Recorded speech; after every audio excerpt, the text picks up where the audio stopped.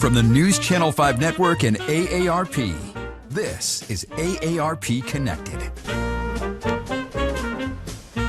It's a great day to be connected. Hi, I'm your host, Mia McNeil, and welcome to AARP Connected. I'm glad you've tuned in. We've got a great show in store for you. As you know, during each episode of AARP Connected, we explore important issues that empower you to choose how you live as you age. We all know the old saying, only two things are certain, death and taxes. Fortunately, there's one more thing you can count on, the AARP Foundation Tax Aide program. In a few minutes, we'll be joined by Emily Paul, the state coordinator for the AARP Foundation Tax Aide program, and she will share some exciting tips, resources, and how to get your taxes done for free. But before we get into that conversation, let's kick things off with the segment we call Things You Need to Know. Everything from what you eat to how often you text can affect the health of your joints. Here are 3 horrible habits for your joints you need to know about. If you're a smoker, stop now. Smoking does a number on your joints. The nicotine in cigarettes narrows blood vessels and restricts the amount of oxygen and nutrients that reach the joint cartilage. If you are sedentary, get moving. Frequent sitting leads to tightness in the hips and legs and weakness of core stabilizing muscles. Aim for 30 minutes of joint-friendly exercise 5 days a week, such as walking, water aerobics, and swimming. Stop texting and put your phone down. Constant typing on that mini keyboard creates inflammation of the joints in your hands and arms, which can lead to pain and stiffness. To avoid joint pain, take breaks and consider relying on the speech-to-text function on your smartphone. For more health tips, go to aarp.org/health.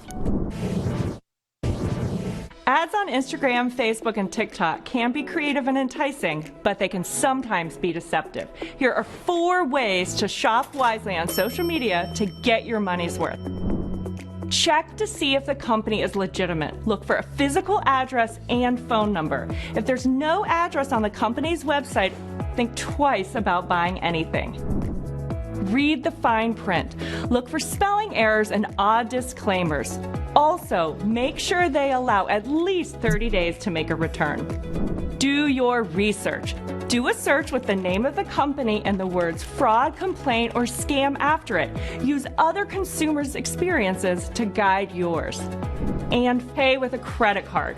You can dispute charges and potentially get your money back if the item never comes or you're not satisfied and the company doesn't help you resolve your issue.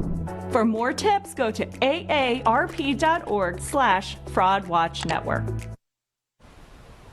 And before we bring in our guest today, I wanted to take a moment to share some information about how AARP is making an impact on lives through what we call advocacy. Although you probably know AARP is a nonpartisan organization, meaning we never endorse or donate to political parties or candidates, we do take a stance on issues that affect people 50 plus and their families. Here's what we're working on. You've probably heard a lot about Social Security recently.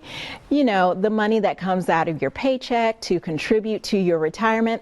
Well, we are working with members of Congress to protect it for you and for future generations. After all, it's your money, you earned it. We are also building momentum to better support caregivers. Just in Tennessee, nearly 1 million unpaid family caregivers are spending on average $7,200 out of pocket for loved ones. The Credit for Caregivers Act will provide an income tax credit for those who provide this important service, which helps people age in their home and reduce the burden on publicly funded care facilities. We're also busy at the Tennessee General Assembly. Our AARP Tennessee team of staff and volunteer advocates regularly meet with legislators to talk about how to improve care for the elderly and disabled, how to make it easier for folks to age in place, and how to create opportunities for Tennesseans to save for their retirement years. They say there's power in numbers, and the 50-plus population is the largest voting bloc. So visit AARP aarp.org/TNAction to learn more and add your name to our petitions so your voice is heard by our lawmakers. Now, let's take a short break, and when we come back, we'll be joined by Emily Paul, State Coordinator for the AARP Foundation Tax Aid Program, and she'll share some tax information you won't want to miss. Come on back.